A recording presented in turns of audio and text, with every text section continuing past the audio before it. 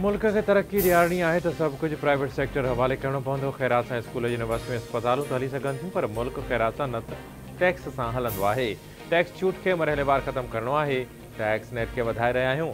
Retailers ते जुलाई खां tax लागू थी वेंदो। 32,000 खां वधीक रिटेलर्स टैक्स नेट में रजिस्टर्ड थी चुका आहिनि। नाणे वारे वफ़ाक़ी वज़ीर मोहम्मद औरंगज़ेब जी कमालिया में प्रेस कॉन्फ्रेंस संदसि चवण त टैक्स GDP 9.5% क़ाबिल अमल आहे। GDP जो दारोमदार टैक्स ते आहे। मुल्की मईशत बहितरी ॾांहुं वधी रही आहे। FBR में बहितरी जे लाइ क़दम खयां पिया वञनि। जेके शोभा टैक्स न पिया ॾियनि उन्हनि खे निज़ाम में आणे रहिया आहियूं।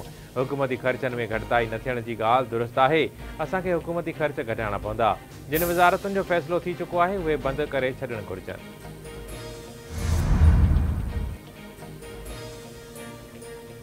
मुस्लिम लीग नून ऐं सिंध जो गवर्नर सस्ती शोहरत हासिल करण जे लाइ ज़ख़्मी ॾाचीअ ते सियासत करे रहिया आहिनि। ख़बर पई आहे त सिंध जो गवर्नर ज़ख़्मी ॾाची खे ॾिसण जे लाइ वियो आहे। गवर्नर खे अर्ज़ु कंदुसि त महिरबानी करे सर्कस या फोटो स्टेशन में न बदिलायो। PP चेयरमैन बिलावल भुट्टो ज़रदारी जी हिदायत ते ॾाचीअ खे इलाज लाइ कराची मुंतक़िल करायो वियो। ज़ख़्मी ॾाची जी वीडियो ॾिसी सदमो पहुतो।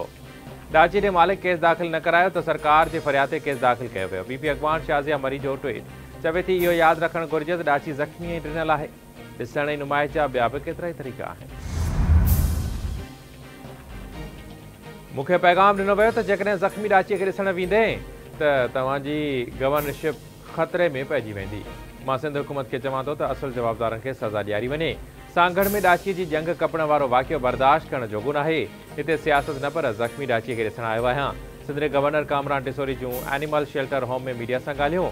संदसि चवण त ॾाची जे इलाज मां मुतमइन आहियां। अहिड़नि वाक़ियनि ते सियासत न थियणु घुरिजे। सिंध सूफ़ियुनि ऐं औलियाउनि जी धरती आहे। सिंध सां वास्तो रखंदड़ को बि शख़्स अहिड़ी किरियल हरकत नथो करे सघे।